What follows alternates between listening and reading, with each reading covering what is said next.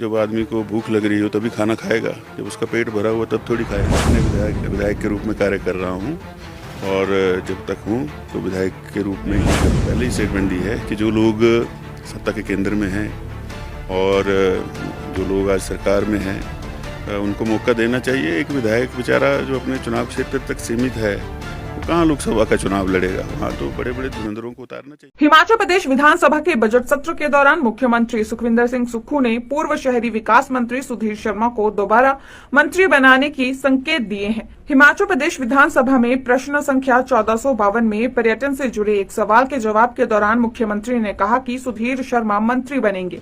वे वरिष्ठ मंत्री रहे हैं, भविष्य के गर्भ में क्या छिपा है किसी को नहीं पता।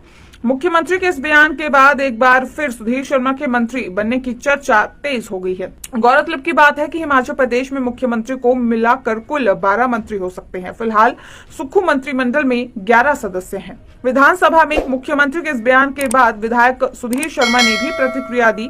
उन्होंने कहा कि अब सरकार को 14 महीने का वक्त पूरा हो गया है। सुधीर शर्मा ने कहा कि जब व्यक्ति को भूख लगी होती है तब उसे खाना देना जरूरी होता है। मार्च के पहले हफ्ते में आचार संहिता लग जाएगी और लोकसभा चुनाव आ जाएंगे। लोकसभा चुनाव के बाद ही मंत्रिमंडल का विस्तार हो सकेगा। उन्होंने कहा कि यह भविष्य ही बताएगा कि क्या स्थिति बनेगी।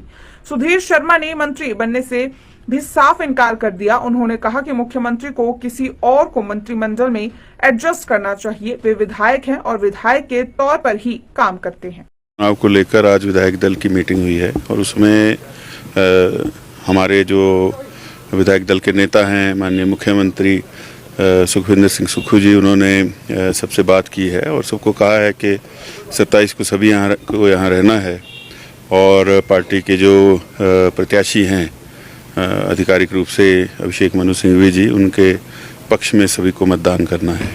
सर, भाजपा तो कांग्रेस के भरोसे है कि कांग्रेस में कई तरह की गुटबाजी है, तो वो इंतजार कर रहे हैं, कांग्रेस के भरोसे वो इस चुनाव में उतरे नहीं। वो अब उन्होंने क्या सोच करके उम्मीदवार उतारा है तो वही बता सकते हैं, लेकिन मुझे लगता है कि जिस प्रकार से आज मीटिंग हुई है, सभी लोग इधर थे, तो परिणाम कांग्रेस के पक्ष में आएगा।